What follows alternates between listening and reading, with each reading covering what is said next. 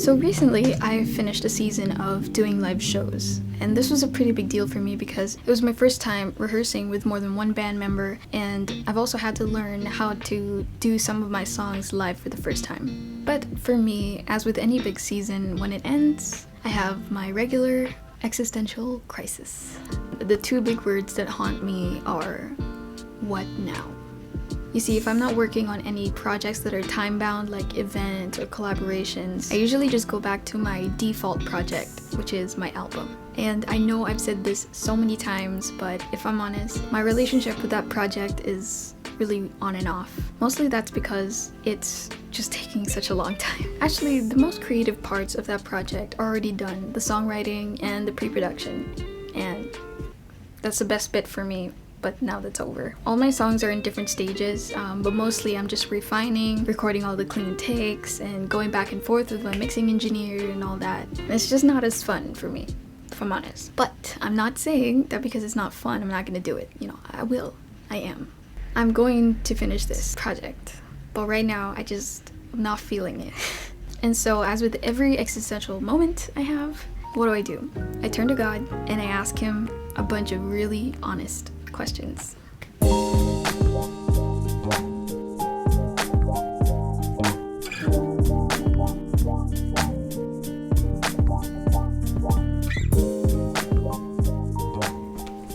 And so here's my first question. Does my music even matter? Now, before any of you start attacking me, I'm not asking you guys, I'm asking God. Okay? And even then, I think it's still an important question to ask. Because really, if you think about it, a lot of artists out there release single after single, album after album, but, you know, a lot of them are actually doing it for the wrong reasons. And I'm not saying that just because you're a productive artist doesn't necessarily mean that you have wrong reasons, but just for me as a Christian, I do feel compelled to always ask this question, whether it's music or not, whether or not everything I'm doing, you know, is from the right heart and if it really aligns with God's will. So I asked God, does my music even matter? I also asked him, like, why isn't it enough for me to know that you gave me this role and that I know you want me to do this? Like, why isn't that enough for me right now? And that's just an honest question, because usually when I know God really wants me to do something, I'm just gonna go for it. But there are just some days where, you know, I just want to ask, Lord, why? Why isn't this enough for me right now? Another question I asked God actually is, do I really need to make more? Like, aren't the ones I've done already enough? I was just thinking about that all day, and I wasted a lot of time just feeling bad about not having motivation. And so actually there was something that I did that helped me. I have this special photo album in my phone where I put screenshots of people's testimonies, emails, and messages to me about how my music has impacted them in the past 2 years. And periodically I check that just to be reminded of how God is actually using my music in ways that I just could never imagine. I try not to depend on the success of my ministry as like my sole thing, but sometimes I just do need to be reminded that my work isn't in vain. And so as I was going through them, I actually found these 2 testimonies of people who were inspired by my unapologetic demos EP. So another confession, one of the things that I'm actually insecure about is that I'm becoming way more painfully aware of just how much my audio quality can still improve. So when I look around at like other artists, the quality of my work is just so bad. And so that's why these testimonies were so humbling, because it came from my demos project. These are 4 songs that I put out. They weren't ever properly mixed. They were just finished ideas. They were sitting in my hard drive for a long time that I thought, you know, I can just release this and God can do whatever he wants with it.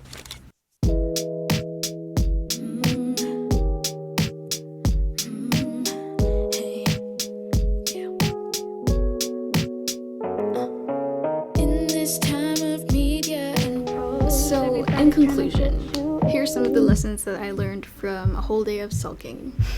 First, it's not a bad thing to feel demotivated. I think it's a great opportunity for us to ask important questions, like, why are we feeling stuck? And why are we even doing this project in the first place? And second, after you remind yourself of the reason why you even started doing this project, besides it being an exciting idea, work as hard as you can and have the faith that God will give you everything that you need to see it through and that whatever you do, it will never be in vain, and God can and will use that for his bigger purposes. Third, stop comparing yourself, Darla.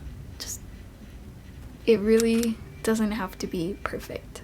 Number 4, taking a long time in the process is okay, especially if a lot of this is outside your comfort zone anyway. So just take this opportunity to learn as much as you can and just trust that in the next projects, it's gonna be way easier.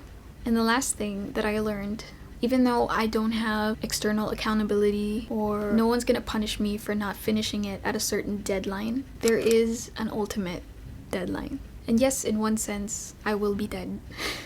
That's a deadline. But the other sense that I haven't really been thinking about as much as I think I should. When I was reading through Noah, I was also asking like, Lord, what made Noah finish this huge project for a long time of building the ark? Like, why did he still finish it? And the reason was because there was a deadline. Literally, God was gonna wipe away the earth. And really the reality is the wrath of God is coming at some point. We don't know when. And it's gonna come on the people who do not know Christ. And so my responsibility is to let people know about Christ in whatever way I can.